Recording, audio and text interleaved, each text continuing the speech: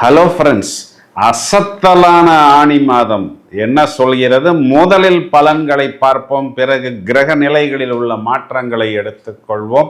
தனுராசிக்கு பலன் சொல்றதுக்கு தான் ரொம்ப நேரமா காத்துக்கிட்டு இருக்கிறேன். ஏன் அப்படின்னா, சார் எங்க ராசியாதிபதி மிஸ்டர் ஜூபிட்டர் குரு பகவான் எங்களுக்கு 8ஆம் இடத்தில் மறைந்து விட்டாரே. இதனால எங்களை குரு பார்த்துக்கிட்டு இருந்த போதுமே எங்களுக்கு பெருசா ஒண்ணுமே ஆகலையே பிரதர், இப்ப குரு மறைஞ்சதுக்கு அப்புறம் ஏதாவது நடக்குமா இப்படின்னு தான் நிறைய நபர்கள் கேட்டுக்கொண்டிருக்கிறார்கள். முதல்ல நீங்க ஒண்ணு தெரிஞ்சுக்கணும், என்னன்னா கிரகத்துக்கு மறைவு கிடையாது. First point. இப்போ இந்த குரு 8ஆம் இடத்தில் நீங்கள் மறைவு ஸ்தானத்தில் அப்படின்னா என்ன அர்த்தம் அப்படின்னா, அங்க போய் நீங்க உச்சமடைகிறீங்க. நீங்க ஏதோ ஒரு விஷயத்தை மறைக்க போகிறீர்கள். அது உங்களுடைய வருமானமா இருக்கலாம், இல்லை இடமா இருக்கலாம், பூமியா இருக்கலாம், இல்லை சொத்தா இருக்கலாம். இதைத்தான் நம்ம போய் மறைக்க போறோம். அப்புறம் கடனையா போய் மறைக்க போறோம். இப்போ நாம் அந்த விஷயத்தை ஏன் மறைக்கிறோம்? அதை 4 பேர் கேட்பார்கள்.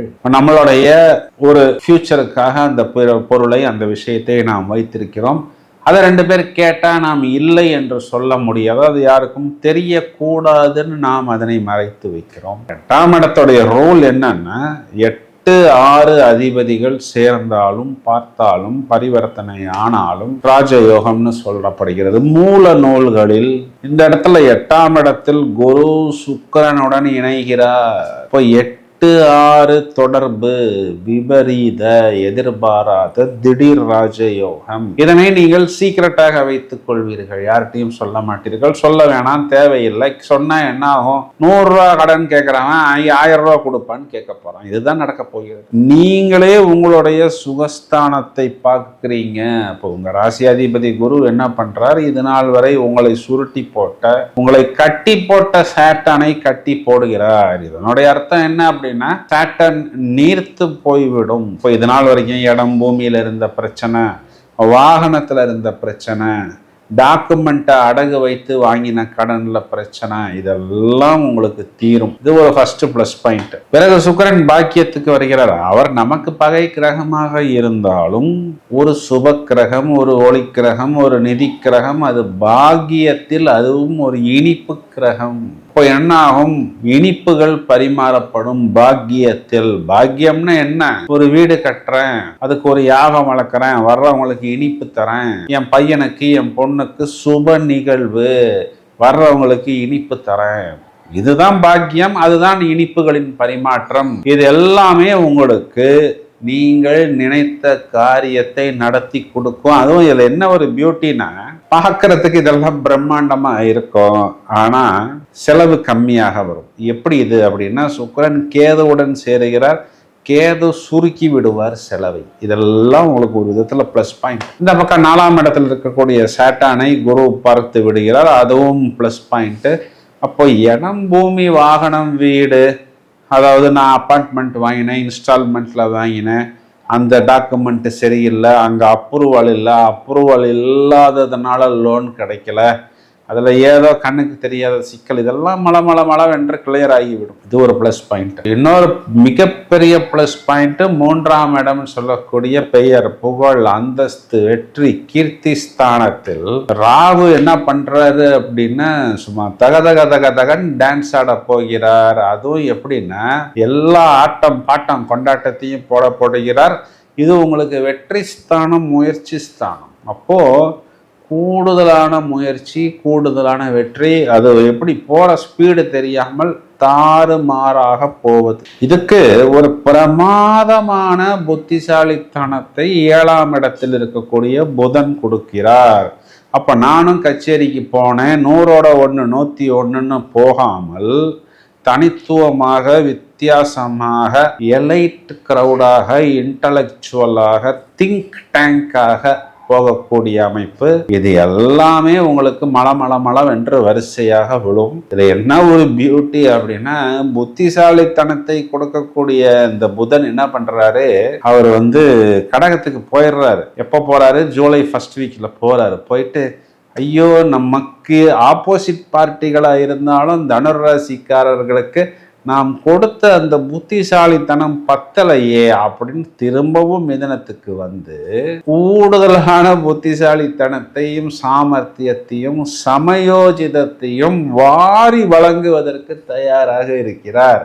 ஒரு லிட்டர் கணக்கில் கொடுக்குறவர் குவிண்டால் கணக்கில் கொடுக்க போகிறார் அப்படின்னு நாம் எளிமையாக சொல்லலாம். இது மெயினாக இந்த ஐடி சாஃப்ட்வேரு இந்த மாதிரி தொழிலில் இருப்பவங்க, டீச்சிங் ஆடிட்டிங் ப்ரொஃபஷனில் இருப்பாங்க, இந்த டாக்குமெண்டேஷன் தொழிலெல்லாம் இருக்கிறவங்களுக்கெல்லாம் ஒரு ஜாக்பாட். தனுராசி சகோதரர்களாக இருந்தாலும் சகோதரிகளாக இருந்தாலும் உங்கள் லைஃப் பார்ட்னருக்கு ஒரு யூட்டர்ன், ஒரு விபரீத ராஜயோகம், ஒரு திடீர் ஜாக்பாட் உங்களுடைய லைஃப் பார்ட்னருக்கும் ஏற்படும். அவர்களுடைய தொழில் உத்தியோகம் வருமானத்துல எல்லாம் அப்படியே ஒரு 50 மாடி மேலே போகக்கூடிய அமைப்பு அப்படின்னு கேரண்டியாக சொல்லலாம். அதுக்கு நிகரான வெற்றியை நீங்களும் பெறுவீர்கள். ஏன்னா உங்களுக்கு வெற்றி ஸ்தானத்தில் ராகு தாறுமாறான லாபத்தை கொடுத்து கொண்டிருக்கிறது. இதெல்லாம் ஒரு பக்கம். உத்தரஸ்தானாதிபதி செவ்வாய் என்ன பண்றாரு அப்படின்னா தன்னுடைய வீட்டுக்கு 2ஆம் வீடு. அப்ப அவர் ஸ்தானாதிபதி தனக்கு தனஸ்தானம். இன்னொரு பக்கம் உங்களுடைய குழந்தைகளும் சம்பாதிப்பதற்கு தொடங்கி விடுவார். இது எல்லாமே ஜாக்பாட். சார் என் குழந்தை ஸ்கூலில் தான் சார் படிக்குது, இது எப்படி சார் சம்பாதிக்கும்னு யாராவது ஒருத்தங்க கேட்பீங்க. அதுக்கு ஏதாவது ஒரு ரெக்கக்னிஷன் கிடைக்கும். ஒரு யூடியூப்ல போய் ஒரு பாட்டு பாடும், ஒரு டான்ஸ் ஆடும், அதுக்கு ஒரு பரிசு உலகம். இது எல்லாமே உங்களைத்தான் வந்து சேரும்.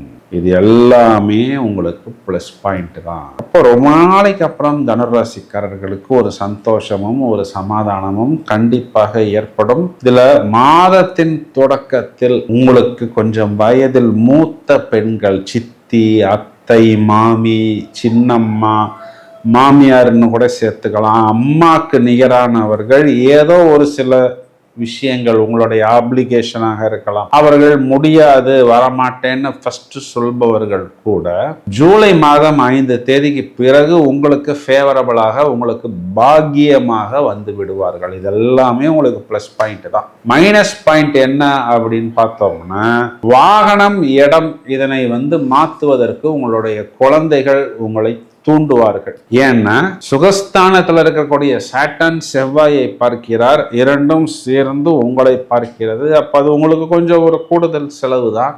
தேவையா அப்படிங்கிறத மட்டும் நீங்கள் பார்த்து கொள்ளுங்கள்.